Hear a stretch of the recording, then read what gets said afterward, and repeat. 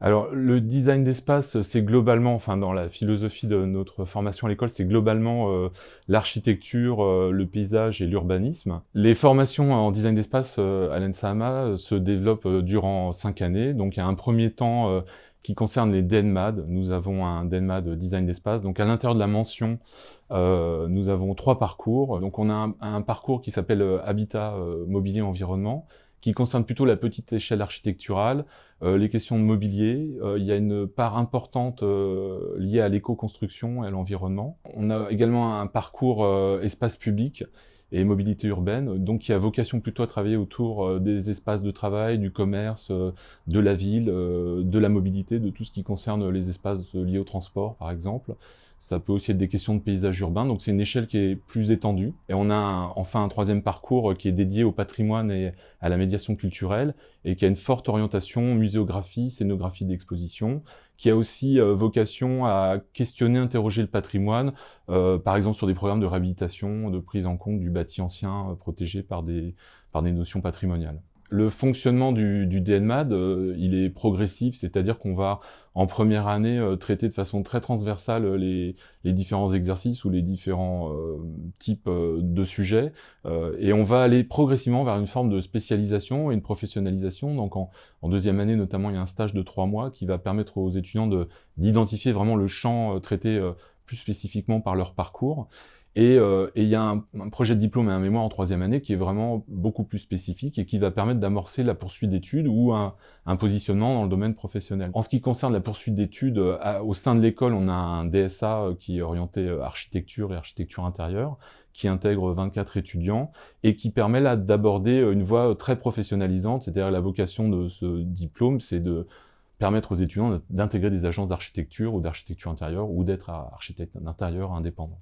Je m'appelle Andrea Sagato, j'ai 19 ans, je suis originaire de Paris. J'ai fait un bac STD2A à Palaiseau-Villebon, dans le 91.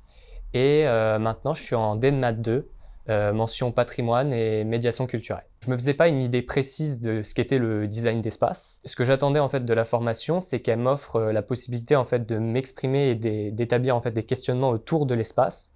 Et ça répond parfaitement à mes attentes. On n'est pas dans une contrainte qui est trop grande, qui bride en fait la réflexion, mais on est dans une recherche de questionnement autour de l'espace, donc c'est exactement ce que je recherchais. À l'ENSAMA, on est très bien encadré, on a un véritable enseignement à la fois plastique et technique. C'est ça aussi qui fait la richesse, c'est qu'en première année, on va avoir des enseignements, tout ce qui touche en fait à l'exploration plastique, même en deuxième année, avec des cours pratiques sur le dessin. On va toucher à la fois à l'animation, à la sculpture, et pour réaliser par exemple les axonométries qui sont autour de moi, on va avoir des cours spécifiques. On va avoir des cours sur des logiciels informatiques, on va avoir une formation sur AutoCAD, sur Autodesk. Il me semble que en cinquième année, même au DSA, on a des cours sur Revit. Donc c'est tout ça qui va faire que il y a un panel en fait, de compétences qu'on va avoir au fur et à mesure qu'on avance dans la formation. Si je devais donner un conseil à un étudiant qui veut postuler, ça serait la curiosité déjà, premièrement. Au niveau de tous les domaines, que ce soit de l'art appliqué en passant par l'histoire de l'art.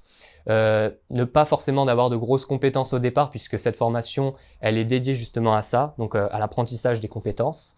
Et aussi, ça serait donc de prendre plaisir dans ce que cet étudiant va faire, de ce que tu vas faire, parce que c'est important de prendre plaisir dans ce qu'on fait. Si tu hésites encore à postuler dans cette formation, je pense qu'il ne faut pas que tu hésites, parce que même si tu te trompes, en fait, tu auras toujours la chance d'aller autre part. Moi, je ne me suis pas dit, quand je suis rentré dans cette formation, ça sera le mauvais choix. Je me suis juste dit, je vais apprendre des choses et ça va pouvoir m'apporter certains points de compétence. Et toi, c'est ce qu'il faut te dire, c'est que si tu es sensible à l'espace, aux questions qui touchent à l'espace, je pense que cette formation elle est faite pour toi.